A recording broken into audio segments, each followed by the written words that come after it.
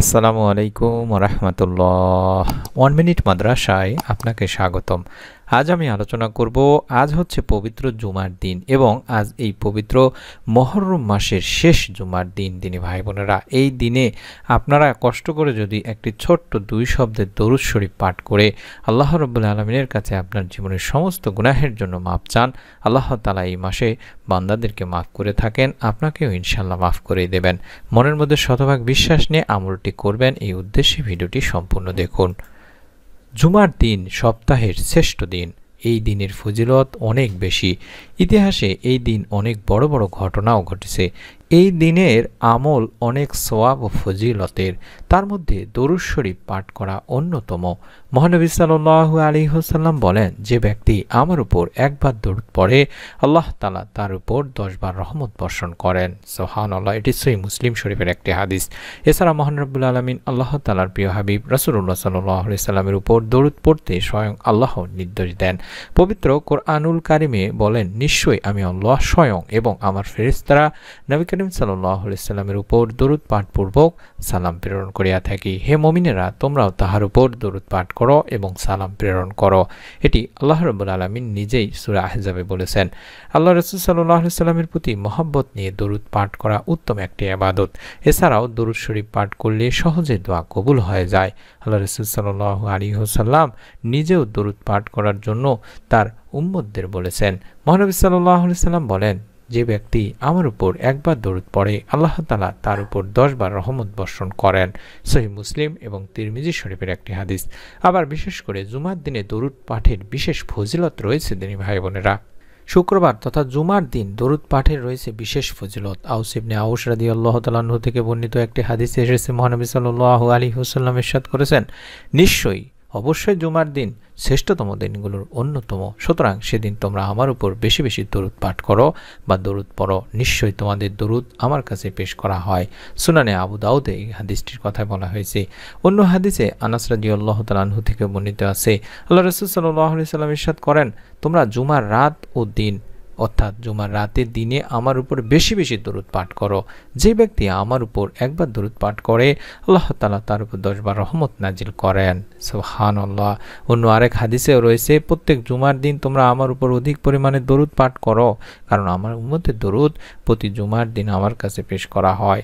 আর তাদের মধ্যে যে ব্যক্তি আমার উপর সবচেয়ে বেশি দরুদ পাঠ করে সে অন্যদের তুলনায় আমার বেশি নিকটবর্তী। সুবহানাল্লাহ। সালাতের মধ্যে দরুদ ইব্রাহিম পাঠ করা সুন্নতে মুআক্কাদা। দরুদ ইব্রাহিম বেশ ফজিলতপূর্ণ। 5 ওয়াক্ত সালাতে এই দরুদ পড়া হয়ে থাকে। দিনী ভাই বোনেরা, সালাত ছাড়াও অন্যান্য যে কোনো সময় এই দরুদ শরীফ পাঠে রয়েছে মুস্তাহাব সওয়াব। তাই আমরা বেশি বেশি দরুদ পাঠ করার চেষ্টা করব পবিত্র জুমার দিন।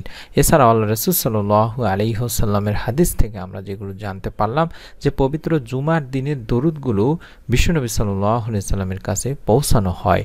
তাই আপনি যদি এই দিনে বেশি বেশি দরুদ পড়তে পারেন তাহলে আল্লাহর নবী প্রিয় নবী সাল্লাল্লাহু আলাইহি ওয়াসাল্লামের আপনি সুপারিশ তো পাবেনই এবং কঠিন কিয়ামতের দিন বিশ্বনবী সাল্লাল্লাহু আলাইহি ওয়াসাল্লামের সুপারিশ নিয়ে আপনি জান্নাতে পর্যন্ত যেতে পারবেন। অত্যন্ত গুরুত্বপূর্ণ ছোট্ট একটি আমল। দিনী ভাই বোনেরা, আপনারা অবশ্যই অন্তত ছোট যে দরুদগুলো আমি আপনাদেরকে দেখিয়ে দিচ্ছি, যেমন শুধুমাত্র আপনারা চাইলে আল্লাহুম্মা সাল্লি আলা মুহাম্মাদি ওয়া আলা আলি মুহাম্মাদ এতটুকু পড়তে পারেন। আল্লাহুম্মা সাল্লি আলা মুহাম্মাদি ওয়া আলা আলি মুহাম্মাদ এভাবে আপনি পবিত্র জুমার দিন সব সময় পড়তে থাকলেন। অথবা আল্লাহুম্মা সাল্লি ওয়া সাল্লিম আলা নাবিয়িনা মুহাম্মাদ, আল্লাহুম্মা সাল্লি ওয়া সাল্লিম আলা নাবিয়িনা মুহাম্মাদ এটিও পড়তে পারেন।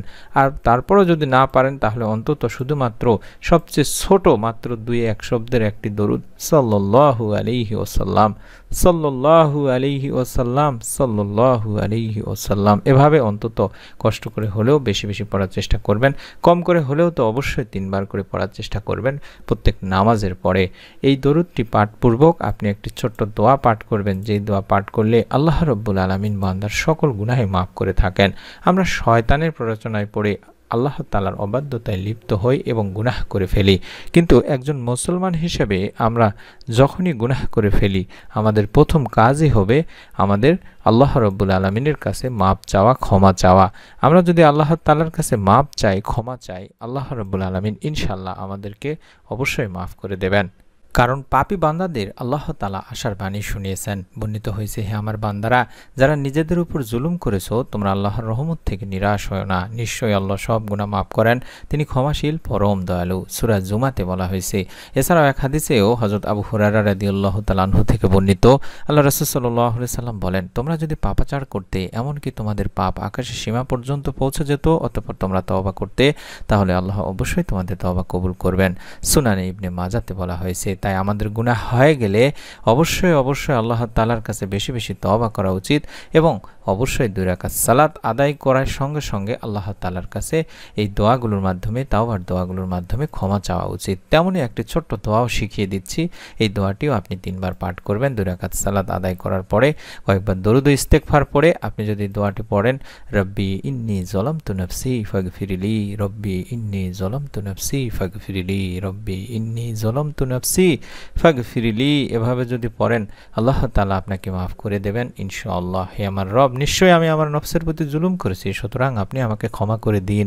এভাবে আপনি আপনার গুনাহের কথা আপনার আল্লাহ তাআলার কাছে আপনি মাপ চাওয়ার কথা যদি বলতে পারেন, আল্লাহ তাআলা ইনশাআল্লাহ আপনাকে মাফ করে দেবেন। আর পবিত্র জুমার দিন, মুহররম মাসের শেষ জুমার দিন, আপনারা যদি যে কোনো সময় এই আমলটি করার চেষ্টা করবেন, দিনে অথবা রাতে যখনই সময় পাবেন, অন্তত 2 রাকাত নামাজ আদায় করে দরুদ শরীফ পাঠ করে নেবেন এবং ইস্তেগফার পাঠ করে নিয়ে যে দোয়াটি দেখাচ্ছি, এই দোয়াটি কম করে হলো 3 বার পাঠ করে 2 হাত তুলে আল্লাহ তাআলার কাছে আপনার গুনাহের জন্য মাপ চান।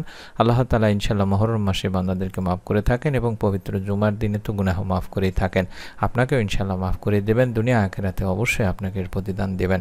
আমলটি যারা করবেন তারা প্রত্যেকে একটি করে নিয়ত করে ফেলুন, যাতে করে আল্লাহ রাব্বুল আলামিন নিয়তের ওসিলায় আপনার গুনাহ মাফ করার ফয়সালা করে ফেলেন। এরকম নতুন আমলের ভিডিওগুলো আমরা প্রতিদিন এই চ্যানেলে দিই ইনশাআল্লাহ। আপনারা যদি প্রত্যেকটি ভিডিও আপনাদের মোবাইলে দেখতে চান, পেতে চান, তবে অবশ্যই চ্যানেলটির সঙ্গে থাকুন, সাবস্ক্রাইব করুন এবং বেল বাটনটি অন করে রেখে দিন। ইনশাআল্লাহ আপনার মোবাইলে পৌঁছে যাবে। আল্লাহ তাআলার কাছে আমরা দোয়া করি, যারা আমলটি করার নিয়ত করেছেন প্রত্যেককে যেন আল্লাহ তাআলা এই আমলের ওসিলায় মাফ করে দেন, ক্ষমা করে দেন। আমিন। আসসালামু আলাইকুম ওয়া রাহমাতুল্লাহ।